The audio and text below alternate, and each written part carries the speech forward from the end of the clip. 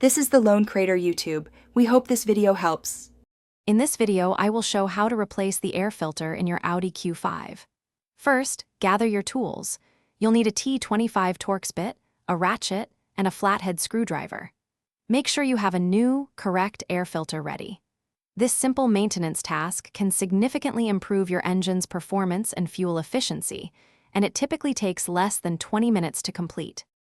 To begin, open your Audi Q5's hood and secure it safely.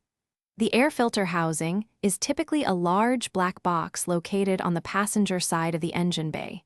You'll see several T25 Torx screws and possibly some metal clips holding the cover in place.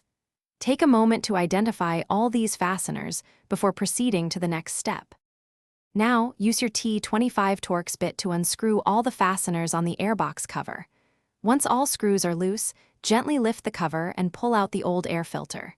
Notice how dirty it might be. Place your new, clean air filter into the housing, making sure it fits snugly and evenly. This ensures proper air filtration for your engine. With the new filter in place, carefully lower the airbox cover back down, aligning it correctly. Reinsert and tighten all the T25 Torx screws until they are snug, but do not over-tighten.